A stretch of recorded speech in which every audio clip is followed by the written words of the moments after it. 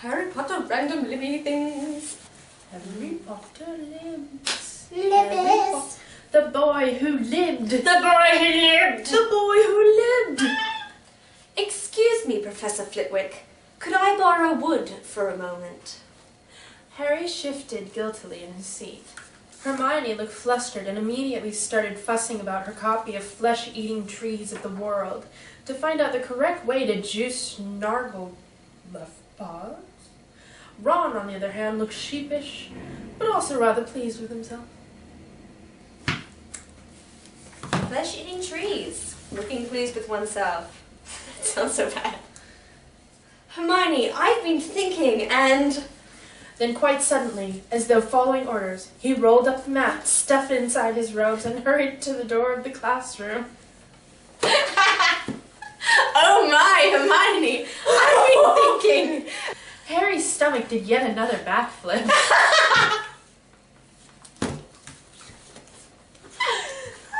Oh my gosh! Harry slipped on his invisibility cloak once he had found an empty passage, but he need not have bothered. Are you making this up? No, I'm not! I'm just opening it randomly.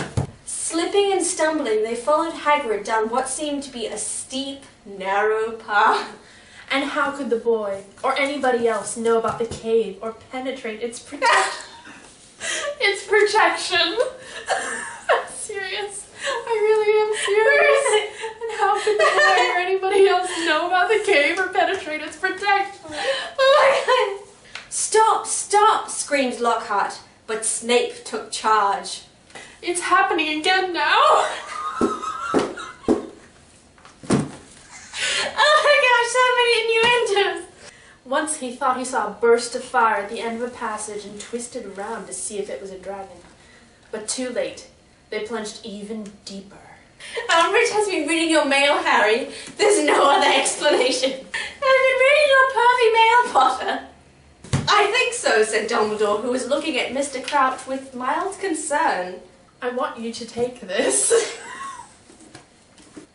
The Gryffindor party only ended when Professor McGonagall turned up in her tartan dressing gown and hairnet at 1 a.m. to insist that they all went to bed.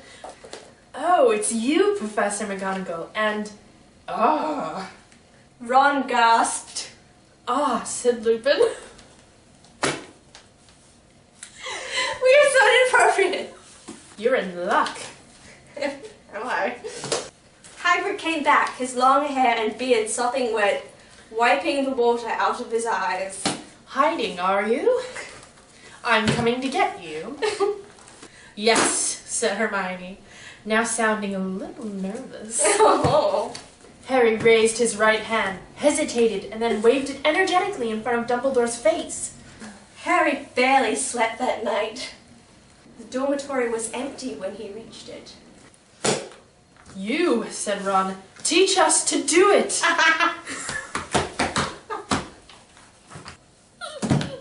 I've waited a long time for this, Harry Potter.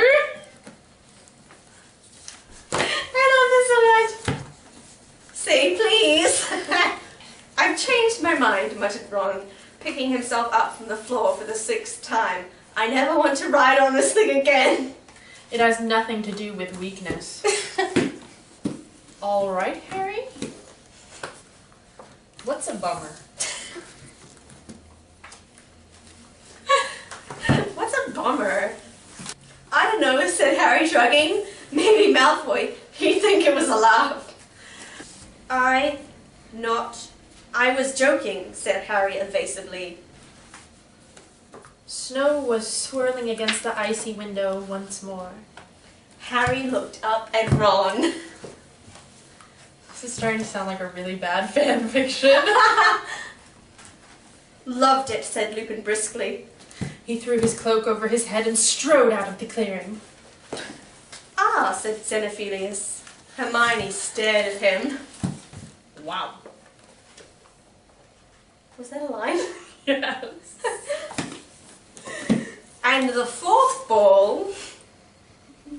Dumbledore smiled happily.